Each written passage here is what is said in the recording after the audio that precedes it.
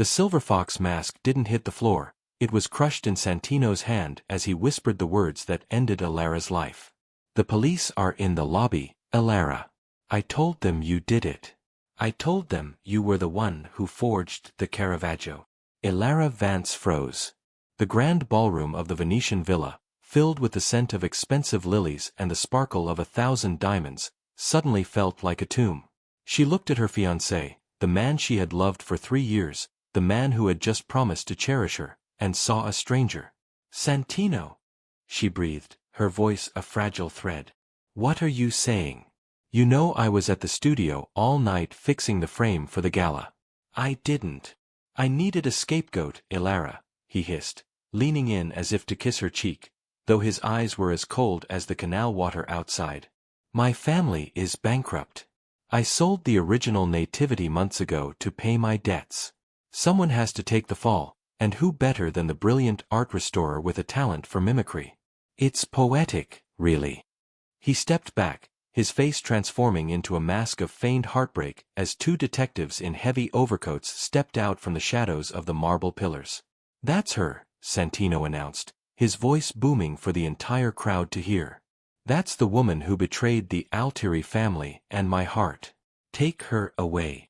The gasp that rippled through the room was physical, a wave of heat and shame that hit Elara full in the face. Her father, Pietro, a simple man with sawdust still under his fingernails from his carpentry shop, tried to push through the crowd. No. My daughter is innocent, he screamed, but he was tackled to the ground by Santino's private security. Dad!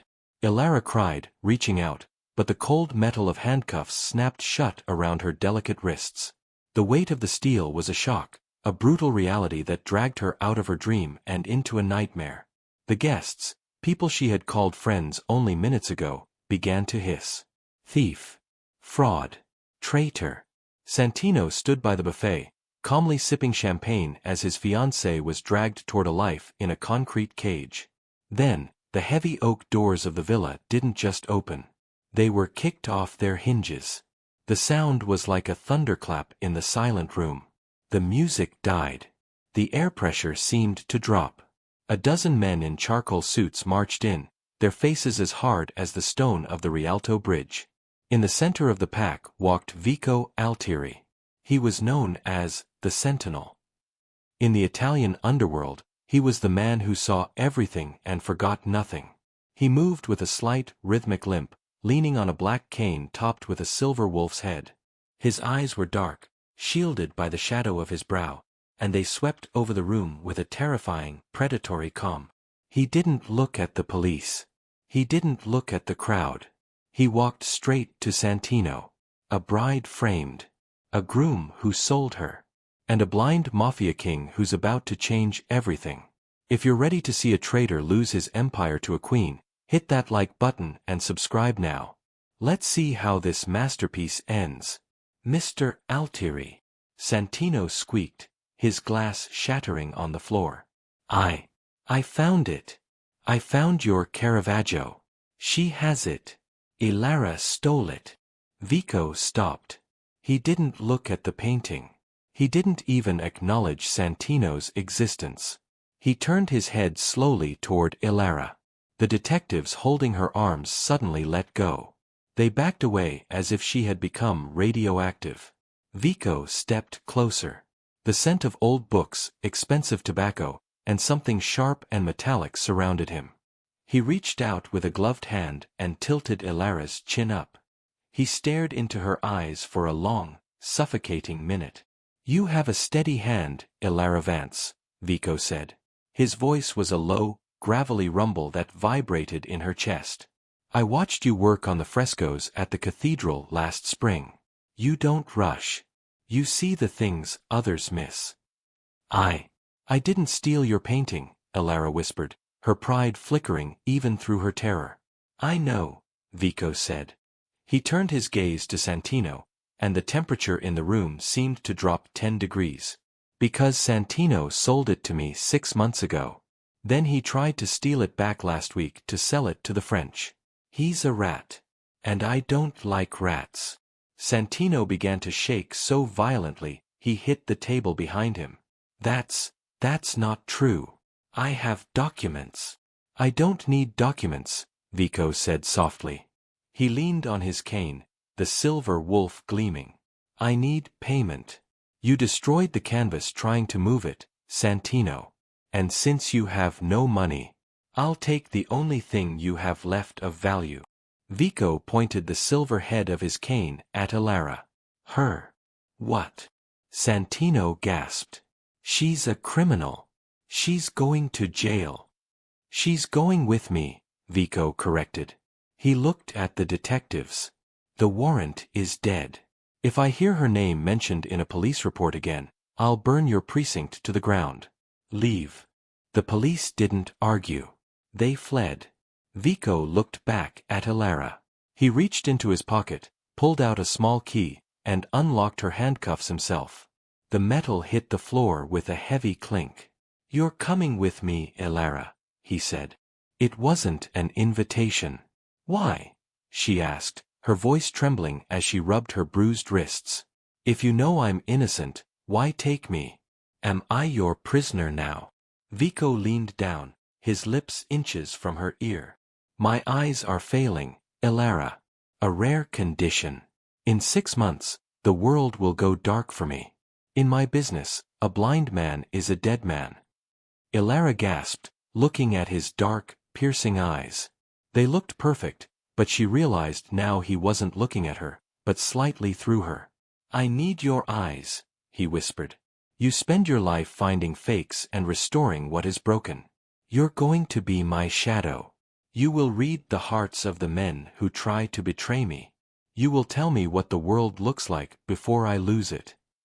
He looked at Santino one last time, a look of pure, unadulterated disgust. Santino sold you to save his skin. I'm buying you to save my empire. Which of us is the monster, Elara? Elara looked at Santino, the man who had tried to bury her alive, and then she turned her back on him.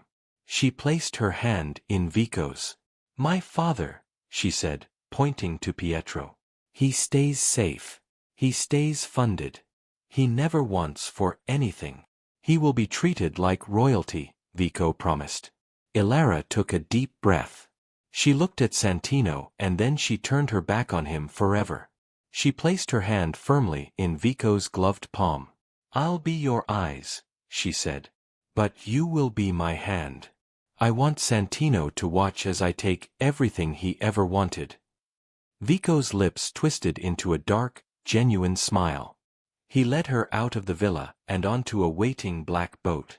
As they sped away through the dark canals of Venice, Elara watched her old life fade into the mist.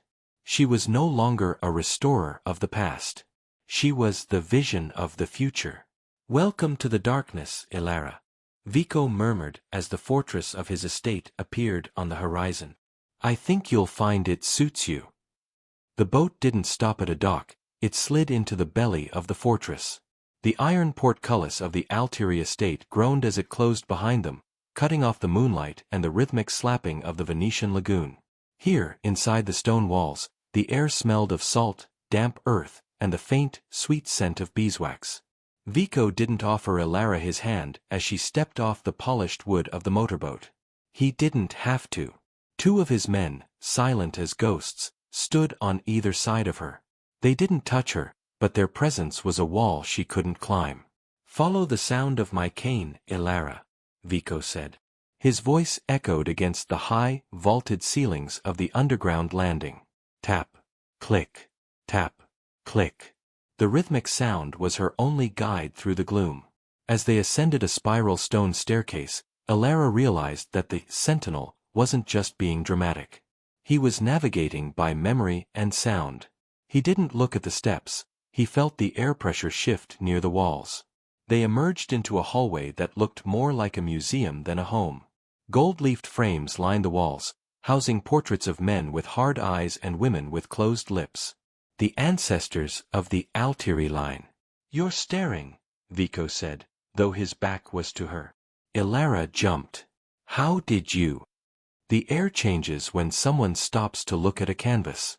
It becomes still. You're wondering if they're all originals. Are they? Elara asked, her professional curiosity momentarily overriding her fear. Some are fakes meant to distract thieves, Vico said, stopping before a massive set of double doors carved from dark walnut. But we aren't here to discuss my ancestors. We are here to discuss your first restoration. He pushed the doors open. Elara gasped. This wasn't a room, it was a sanctuary.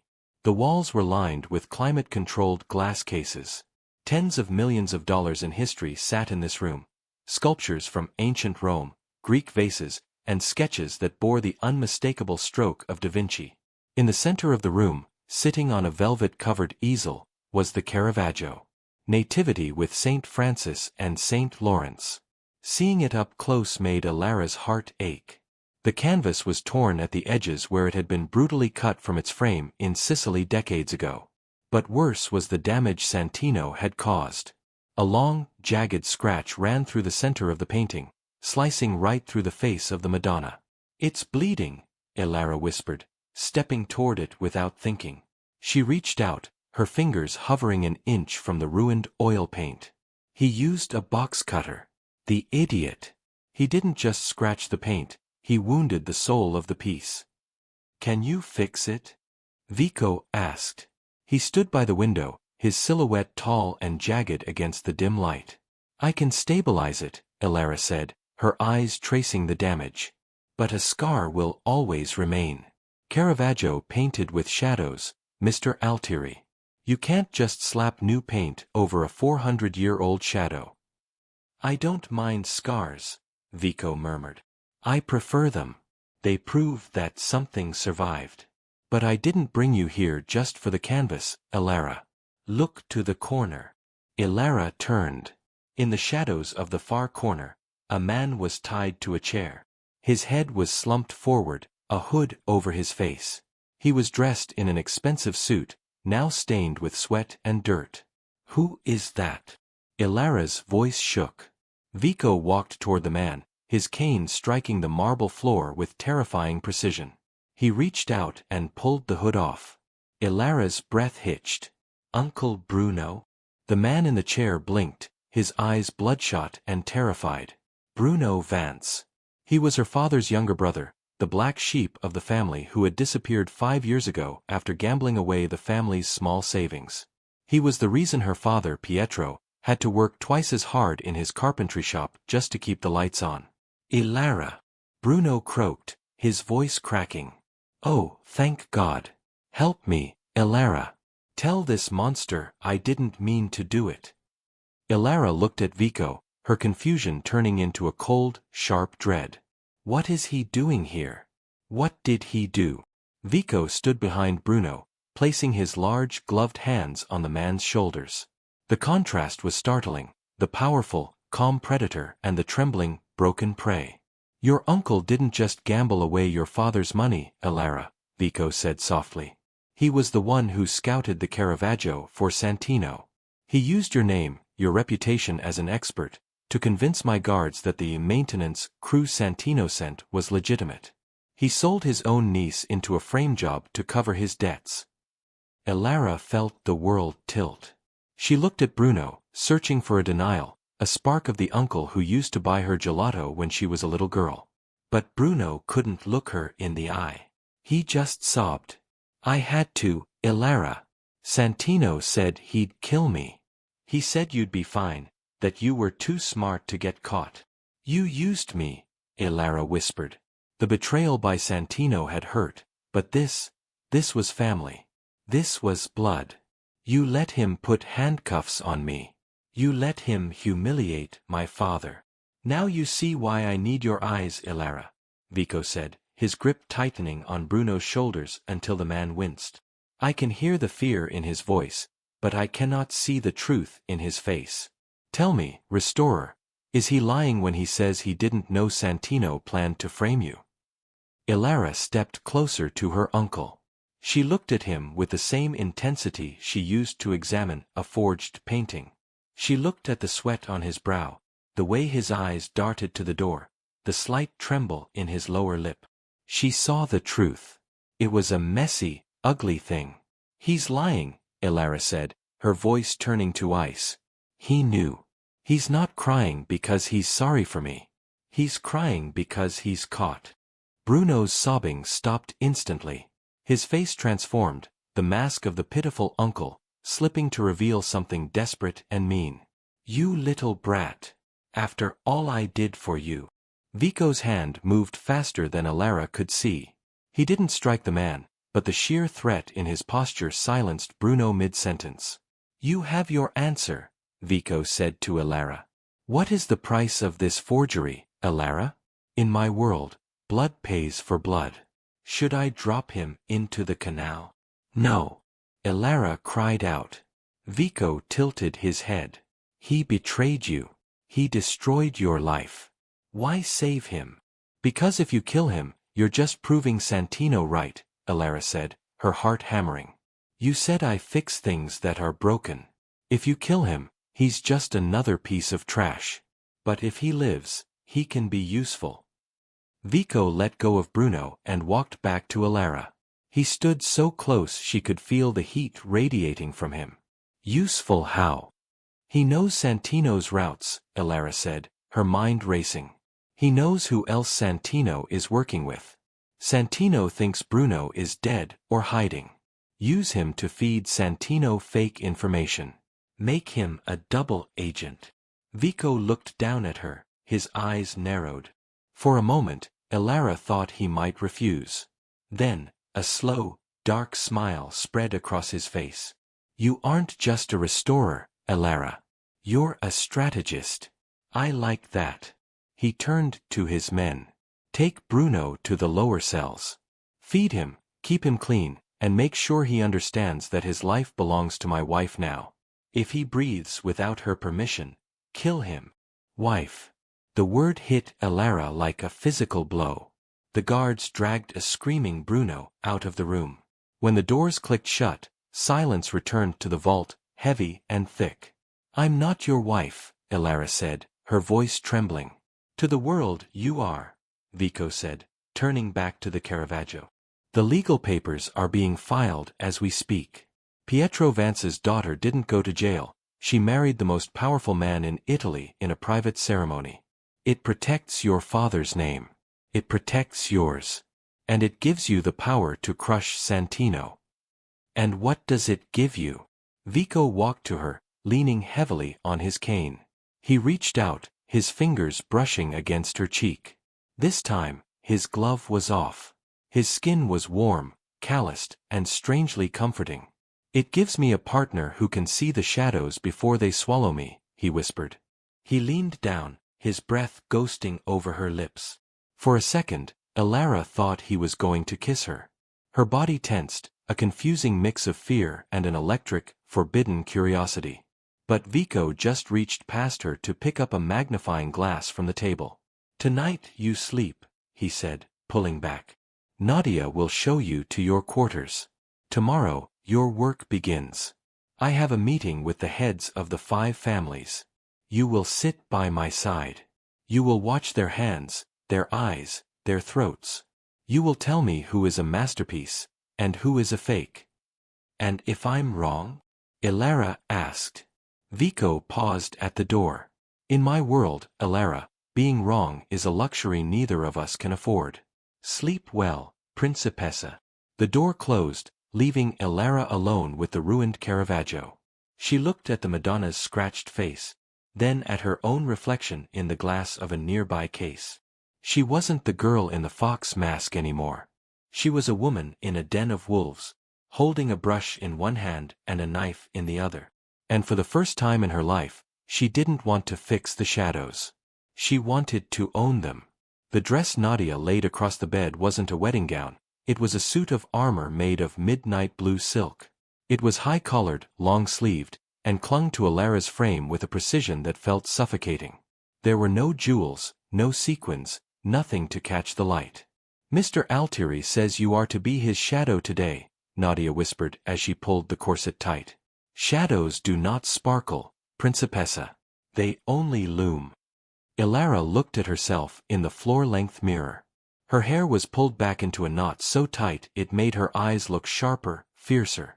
She looked like a woman who could spot a hairline fracture in a diamond from across a crowded room. "Is he ready?" Elara asked. "He is waiting in the solar," Nadia replied, stepping back. "And Elara, do not let them see you blink.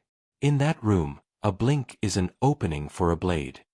Elara nodded, her heart hammering against her ribs like a trapped bird. She left her quarters and moved through the silent, museum-like halls of the estate. The morning sun was trying to bleed through the heavy curtains, but the Altieri fortress seemed to absorb the light, staying stubbornly dim. Vico was standing by a massive window, his back to her. He was dressed in a charcoal suit so dark it was almost black. His silver-topped cane was gripped firmly in his right hand. "The silk rustles differently when you're nervous," Vico said without turning. "Soft, rapid friction. Breathe, Elara. You are the most dangerous person in that room because you are the only one who knows the truth." "I don't feel dangerous," Elara admitted, stepping up beside him. "I feel like bait." Vico turned his head toward her. His dark eyes were fixed on a point just past her left ear. It was the first time she really noticed the slight glassiness in his gaze. The Sentinel was losing the very thing that made him a god. "Bait is only bait until it bites back," he said. He reached out, his hand hovering in the air for a second before finding her shoulder. He squeezed, his grip grounding her. "The 5 families are meeting at the Palazzo Vendramin. They believe this is a routine summit to discuss the Caravaggio's recovery. In reality, they are coming to see if the rumors are true." "The rumors that you're going blind?" "Exactly. They will test me. They will move things, they will use subtle gestures, they will wait for me to miss a cue. You are my peripheral vision, Elara. If a man reaches for his drink with his left hand while his right stays under the table, you tell me. If a man's eyes flick to the exit when I speak, you tell me." He leaned down, his voice dropping to a gravelly whisper. "I am the hand. You are the eyes. If we fail, neither of us leaves that palazzo." The Palazzo Vendramin was a masterpiece of Renaissance architecture, but today, it felt like a mausoleum. As Vico and Elara entered the grand hall, the heavy doors groaning behind them, the chatter died instantly. 4 men sat around a circular table of ancient mahogany. Each was flanked by 2 guards. The air was thick with the smell of old tobacco and the cold metallic scent of hidden weapons. Elara felt the weight of 12 pairs of eyes on her. She didn't look down. She kept her head high, her hand resting lightly on the crook of Vico's arm. She felt the tension in his muscles, the way he moved with a measured, deliberate grace to hide his failing sight.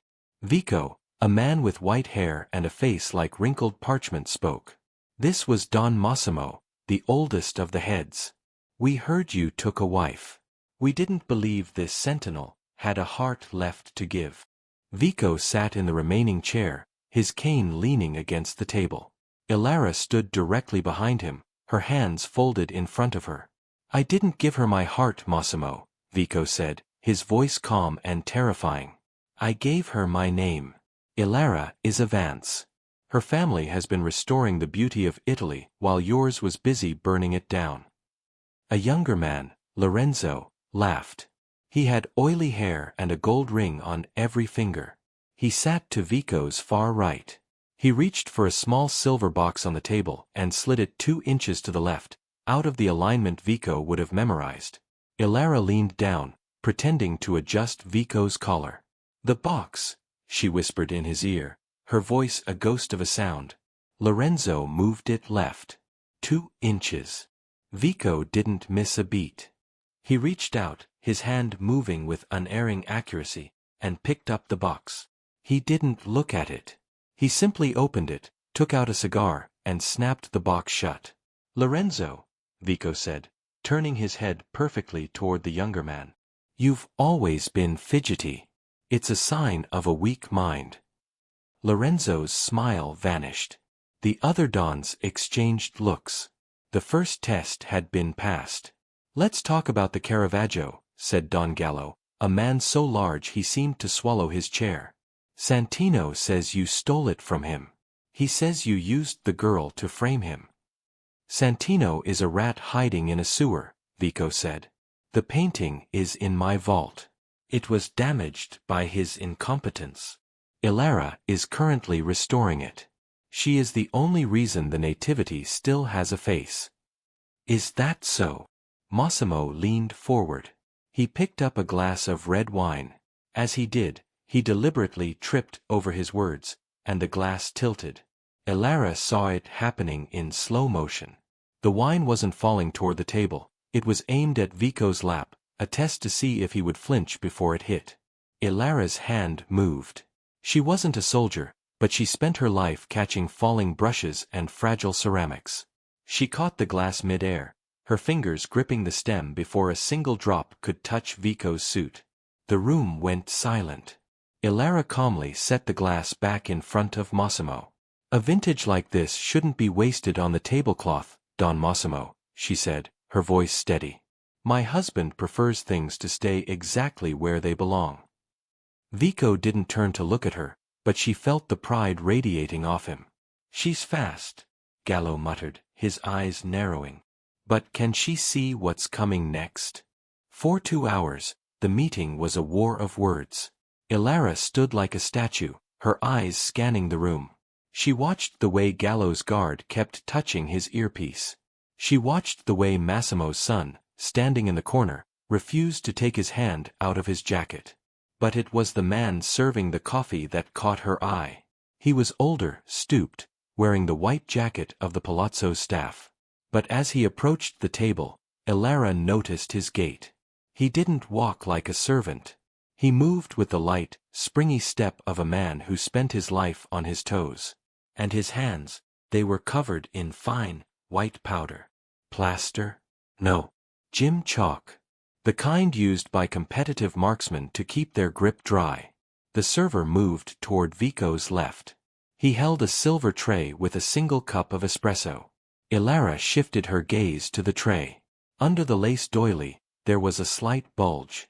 A ceramic knife, undetectable by metal detectors. She looked at Vico. He was deep in a heated argument with Gallo about shipping territories.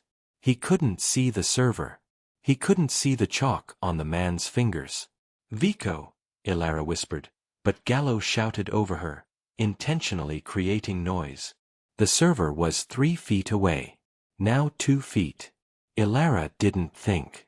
She reached for the heavy silver water pitcher in the center of the table. Mi amore, she said loudly, you've forgotten your water. As she spoke, she stumbled forward, swinging the heavy pitcher. It didn't hit Vico. It smashed directly into the server's tray. The tray flew. The espresso cup shattered against the floor.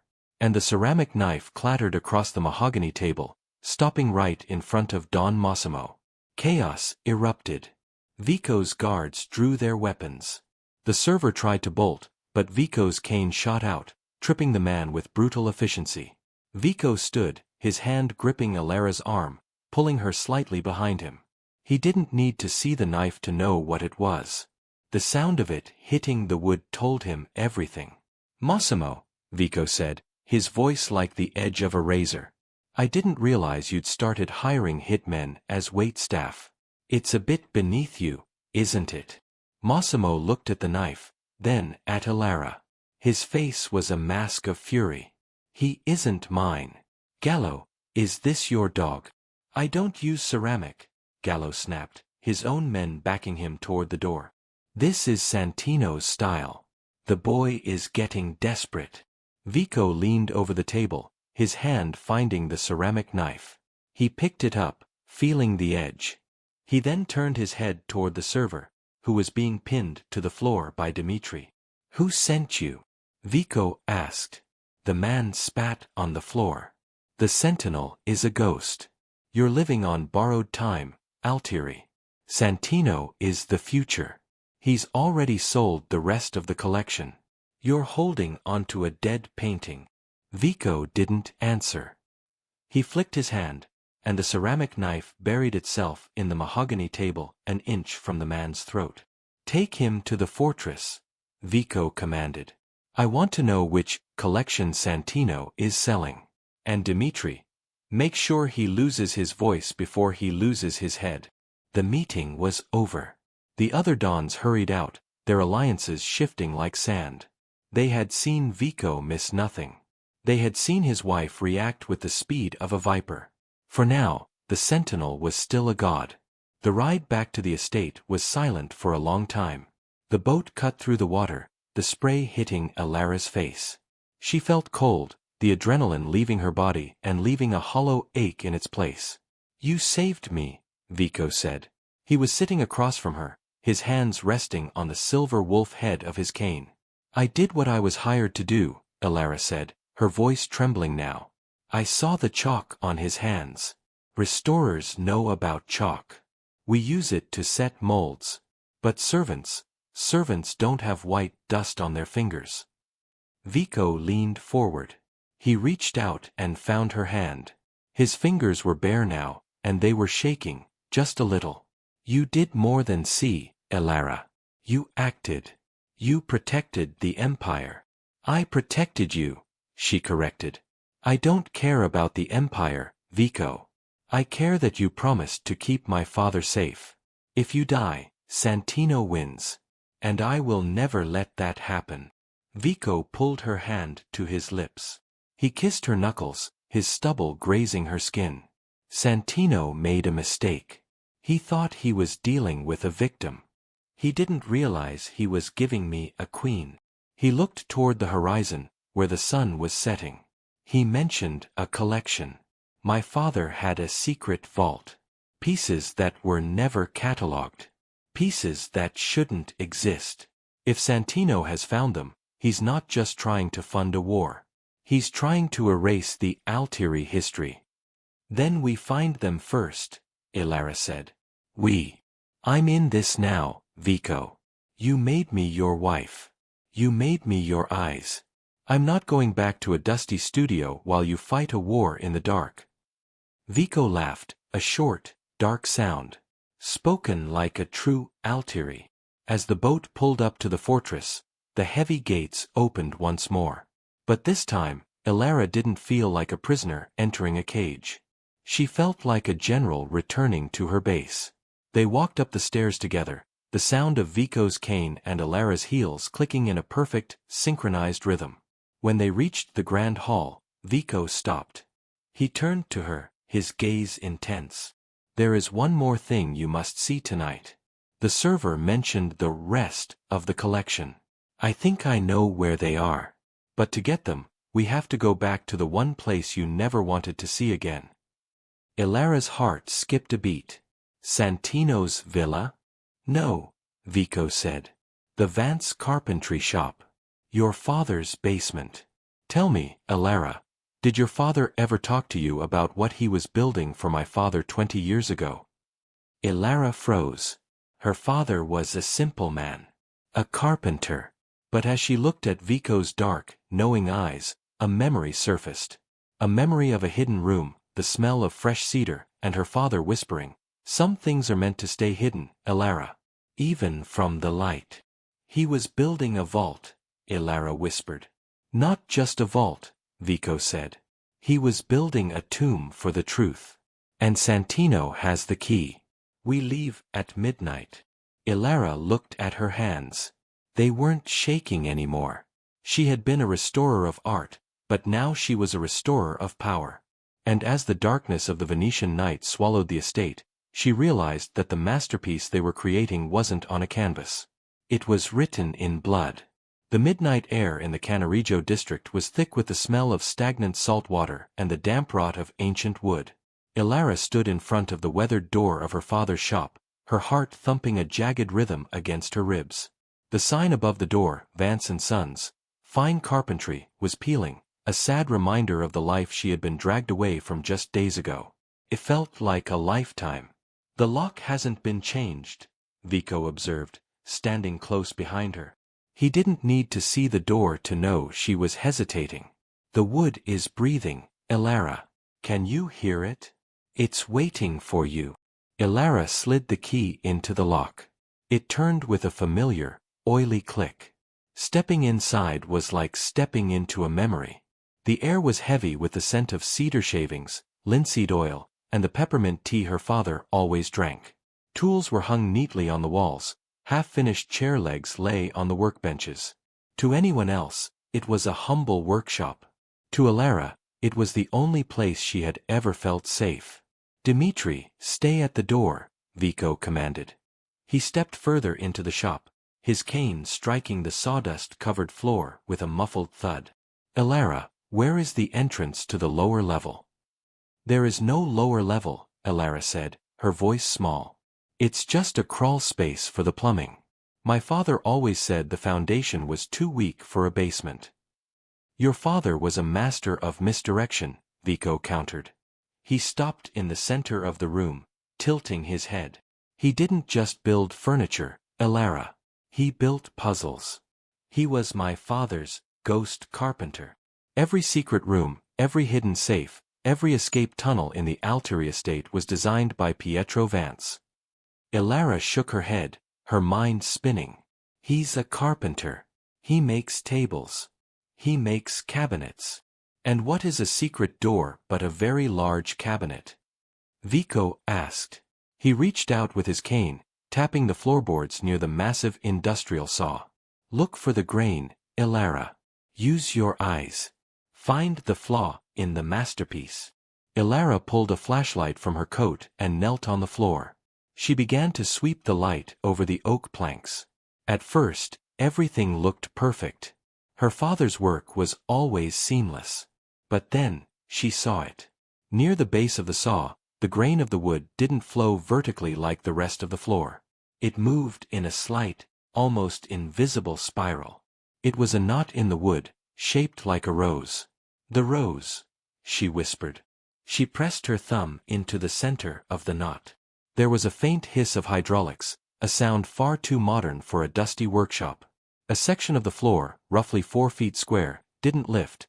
It slid sideways, revealing a staircase made of gleaming, reinforced steel. "He lied to me," Elara said, staring into the dark hole. "My whole life, he told me we were just ordinary."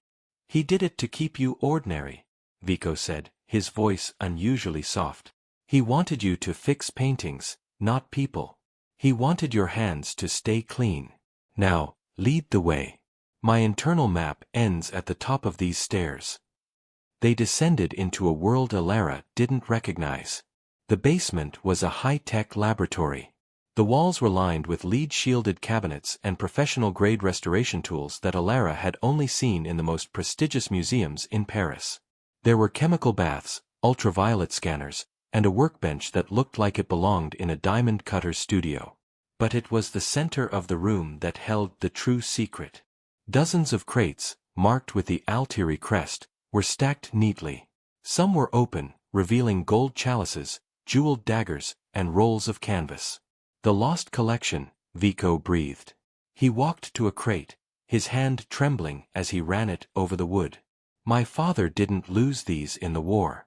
He hid them here. He knew the other families would come for them, so he gave them to the one man nobody would ever suspect. A simple carpenter in a poor district." Elara walked to the workbench. On it lay a ledger, bound in thick leather. She opened it and saw her father's neat, slanted handwriting. October 14th, the Altieri diamond. Cleaned and reset into a fake housing for transport. December 2nd, the Caravaggio. Frame reinforced with tracking mesh. Pietro. He wasn't just hiding them, Elara realized, her voice trembling as she flipped the pages. He was the curator.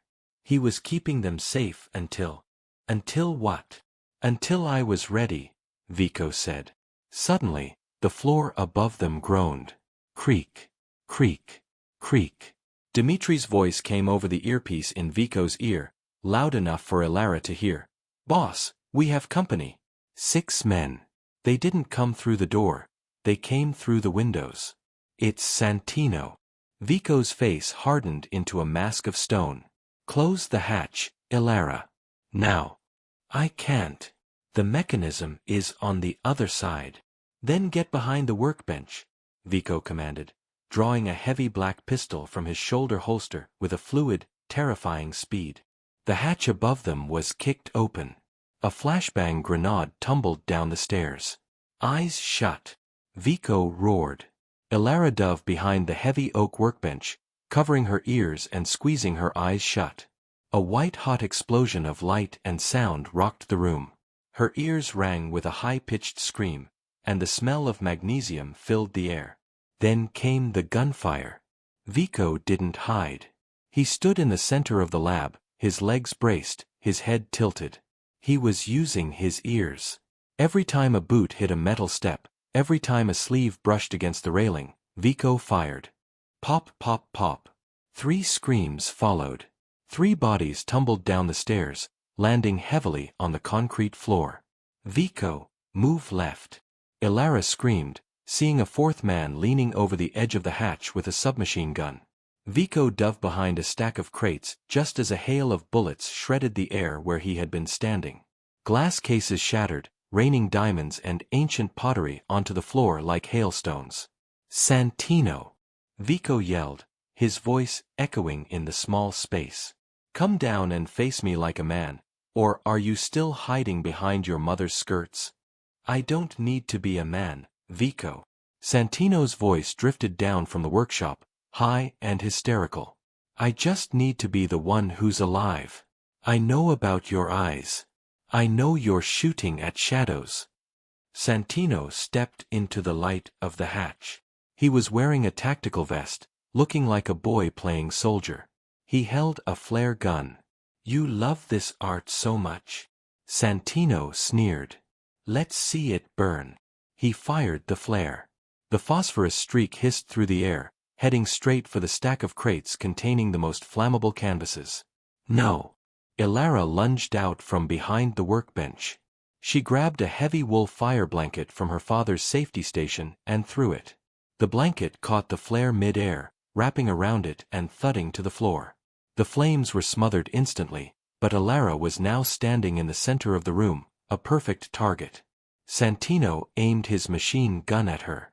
Goodbye, Elara. You were always too smart for your own good. Click. Vico had moved. In the split second Santino had focused on Elara, Vico had navigated the room by the sound of her footsteps. He was now standing at the base of the stairs, his gun pointed directly at the hatch. The only thing Elara is too smart for, Vico said, his voice a low growl, was you. Vico fired. The bullet grazed Santino's shoulder, sending him spinning back away from the hatch. Santino screamed, the sound of his footsteps retreating rapidly toward the shop's exit. Dimitri! Don't let him reach the boat! Vico shouted. Vico turned toward Elara, his chest heaving. He held his hand out, searching the air. Elara ran to him, grabbing his hand and pulling him close. Are you hurt? She asked, her hands shaking as she checked his suit for blood. I'm fine, he breathed, his eyes unfocused and wild. The art. Is it safe? The blanket caught the flare. It's okay. Everything is okay. Vico leaned his forehead against hers. For a moment, the sentinel was gone, leaving only a man who was terrified of losing the one person who could see him. He's going to the docks, Elara said, looking up at the hatch. If he gets to the water, he's gone. Then we don't let him reach the water, Vico said. He straightened his suit, his mask of cold authority returning. Elara, the ledger. Does it mention a secondary exit? Elara flipped to the back of the book. Yes. A tunnel leading to the canal behind the fish market. It's hidden behind the chemical bath. Lead me, Vico said.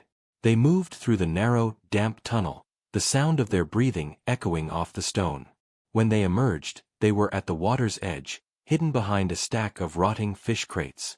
Across the narrow canal, Santino was stumbling toward a small, fast boat. He was clutching his bleeding shoulder, his face pale with terror.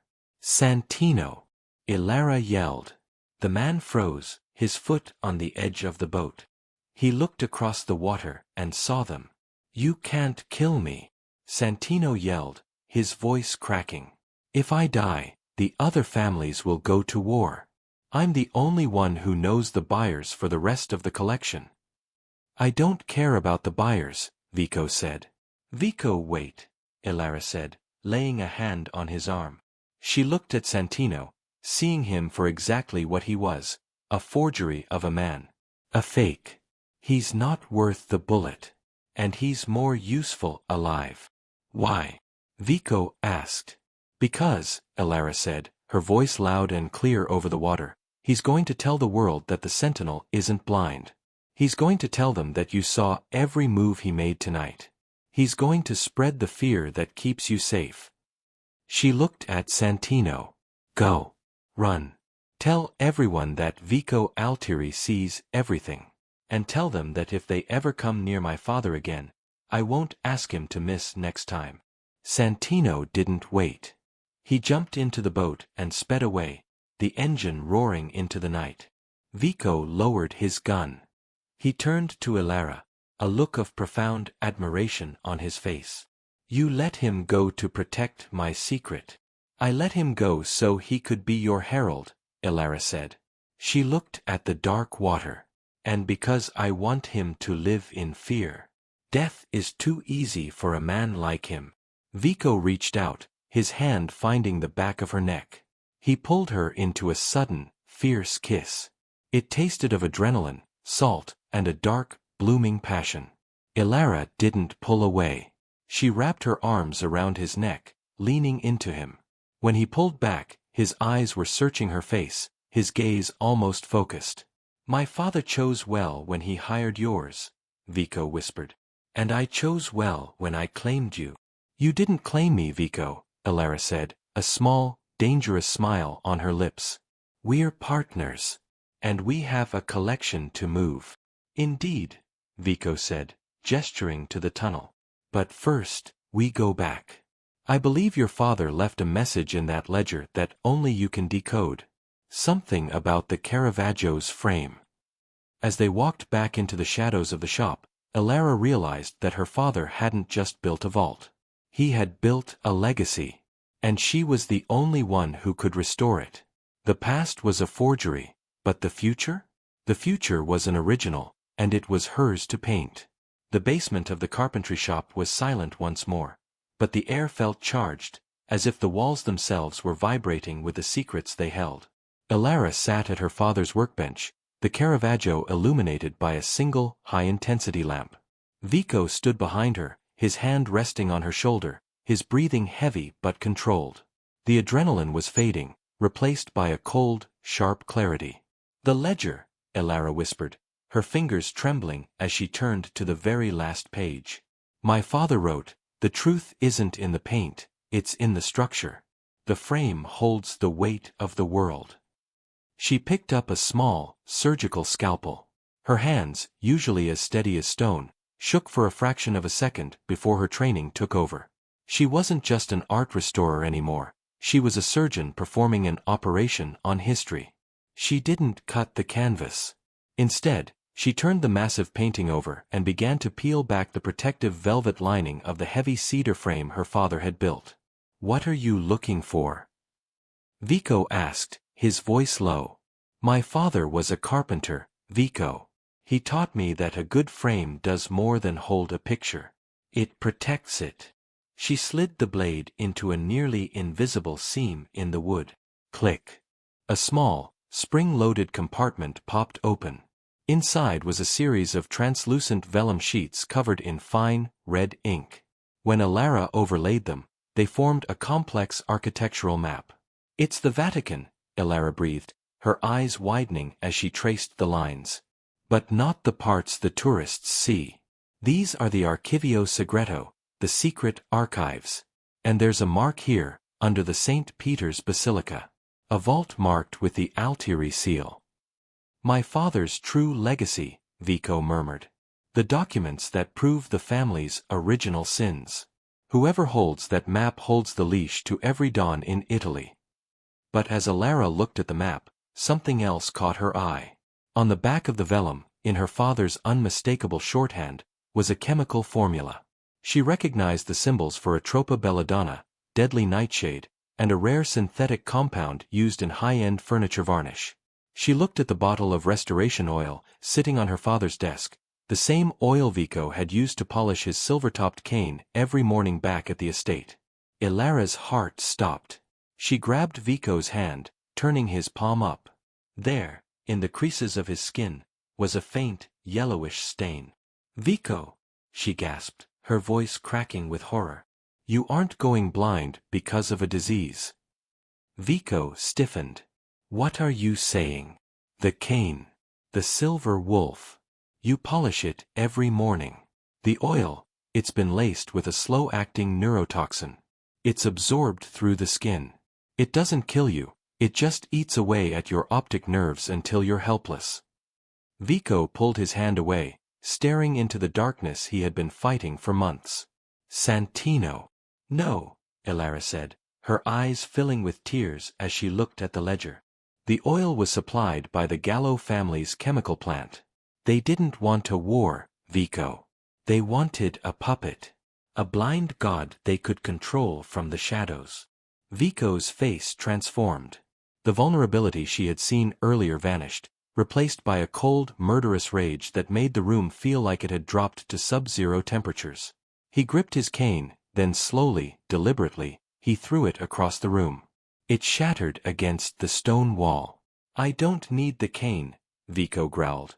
"And I don't need their mercy." He turned to Elara. His eyes were still unfocused, but for the first time, he looked truly powerful. He reached out, cupping her face in his hands. "The antidote, Elara. Can you make it?" Elara looked at her father's lab, at the chemicals and the tools. She looked at the map to the Vatican and the ruined Caravaggio. She realized that her father hadn't just been a carpenter or a curator. He had been a failsafe. He had left everything she needed to save the man she was beginning to love. "I can fix it, Vico," she said, her voice sounding like steel. "I can fix everything." She stood up, leaning into him, her lips meeting his in a promise of vengeance. Outside, the bells of a nearby church began to toll. The night was ending, and a new era was beginning. Santino was running, the 5 families were plotting, and the greatest treasures of Italy were hidden in the dark. But they had the map. They had the truth. And they had each other. Elara Vance looked at the Caravaggio one last time. The scratch was still there, a scar on the face of the Madonna. But she realized now that the scar didn't ruin the masterpiece. It gave it a story. "Let's go," she said, picking up the ledger and the map. "We have a kingdom to take back." Vico smiled, a dark, beautiful expression. "After you, Principessa.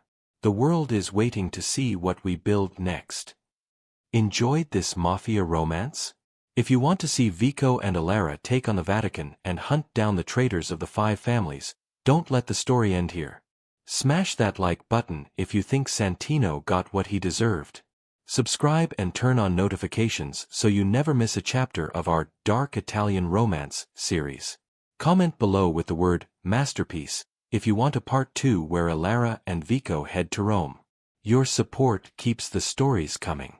See you in the next one.